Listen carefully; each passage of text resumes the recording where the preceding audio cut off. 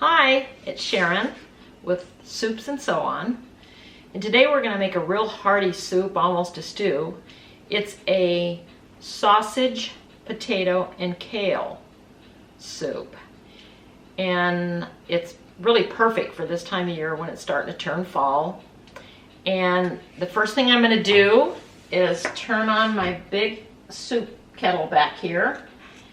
And I'm going to brown some sausages. I got this at Costco. I think the name of it is Adale's, and the flavor of this is chicken and apple. They have sun-dried tomatoes and artichokes and different flavors, and I've tried several. I just happen to have this time. I've already got it cut up into little rings. I've also used bulk sausage for this. Costco also has a brand, Johnsonville, and that's the kind that you pull the casing off and it just comes out like bulk sausage. So I usually just break it up in the skillet and get a little bit of some olive oil going back here, and I'll just use a regular flavor of olive oil this time. And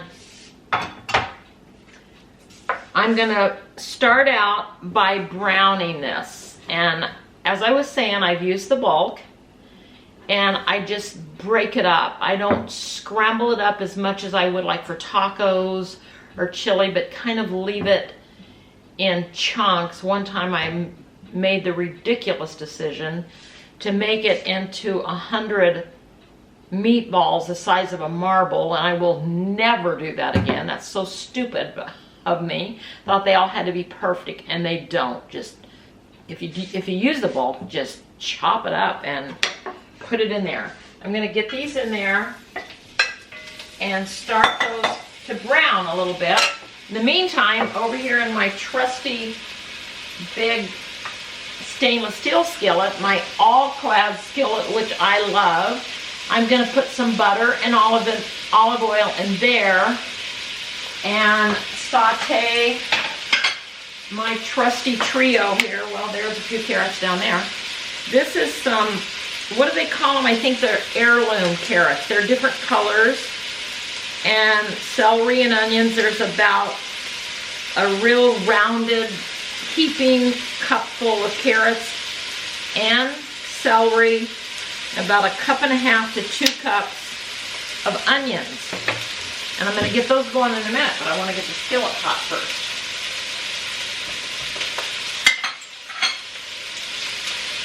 Got to hear that sizzle.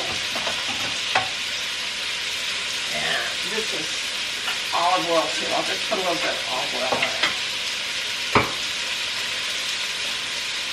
So I'm just browning these little sausage rounds. I'm just going to brown them a little bit.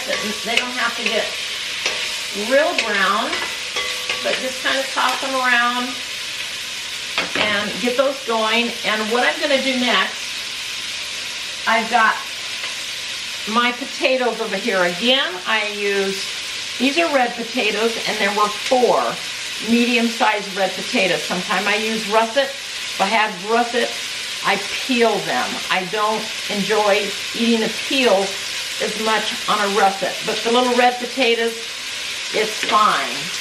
And probably about right now, I'm going to add the potatoes. These potatoes need to cook a while before I add the other things. It takes them a little while to get tender. So I'm going to add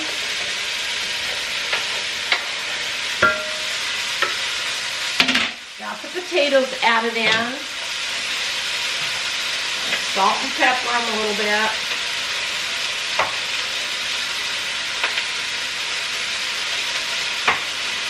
I'm going to put a little bit of garlic salt, even though I'm going to use fresh garlic this time. And my favorite Greek seasoning, that's going in. And now I'm going to add my 3 veggies here that I love together. And I'm disappointed because I rushed that a little bit. I love to hear that sizzle when they hit, and it didn't really happen. The sizzle on the meat is over. I don't like having my back to you, but that's the way it goes. So those are going to brown, saute, not really brown. I don't care if they get brown. But I'm going to add a carton of beef broth to this.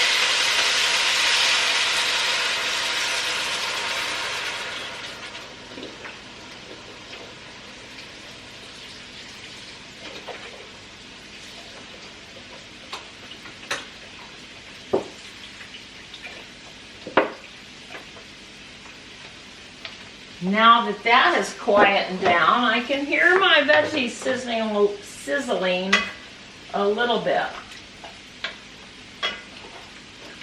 And I'm going to just let the meat and the potatoes cook a while together for probably 20 minutes until those potatoes become a little bit tender. I'll catch you back here in a few minutes. There are so many veggies here that I am going to salt and pepper those a little bit too.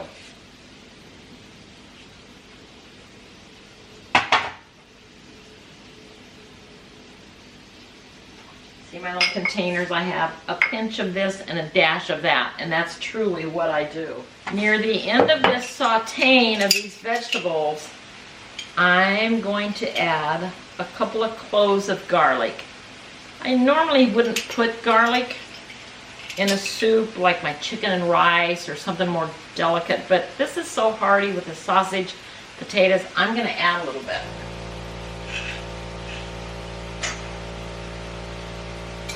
That was 2, and I think I better have 1 more.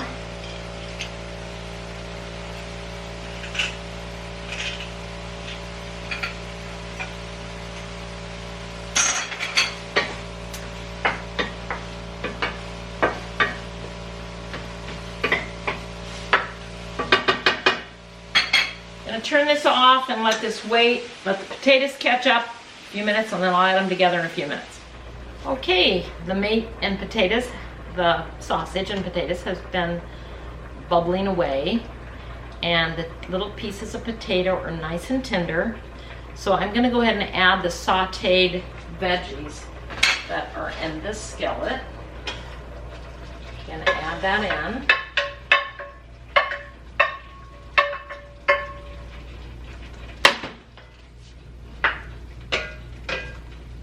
Now we're going to take this to another level right now. I am so fortunate to live a couple miles from this wonderful dairy that sells their milk in these little bottles. Well, this is the cream. This is the whole cream. They have half and half. They have whole milk and the 2%, 1%, and they still sell it in these bottles like I used to get. Remember this from when I was a kid. Their milk is so good. It's the only place I buy milk now. But I'm going to add, this is about half of a jar of cream, and that's all of the cream I have. I do have some half and half. So I may get that out.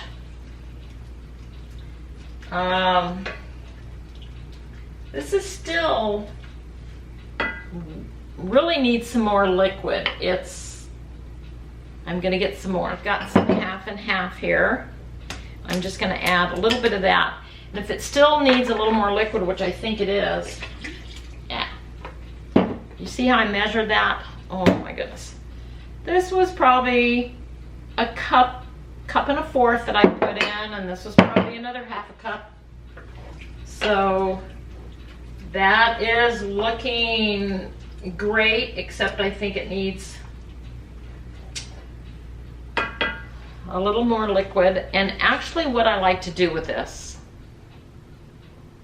is thicken it just a little bit with a little bit of flour and milk. I thicken it up so it's thick and creamy. Move this out of the way. How many of you ever seen one of these little Tupperware gadgets? My mother had one of these for 50 years or more, and I stumbled onto one. They're really quirky, weird little things that my mother always used to thicken anything. She would put her flour and milk or water in these things, and most people now just use a little canning jar, something, and I can see that flour stuck down in the bottom of this, and I don't want it. I want all of that. I've got about a cup of milk in here. This is some whole milk from the dairy, and I've got about 2 tablespoons of flour, and that flour does not want to come up off the bottom. It's finally coming, but the soup is bubbling away, and I'm going to stir this in there to thicken it a little bit. Okay. And if you do this, you always need to have it boiling. Otherwise, it'll clump and lump. And I'm going to add a little bit more liquid. I've got some water here. Oops.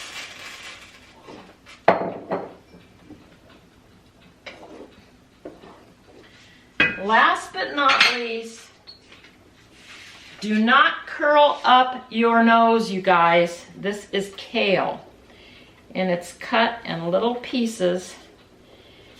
And what I'm going to do, I'm going to drop this kale in there and then turn off the heat.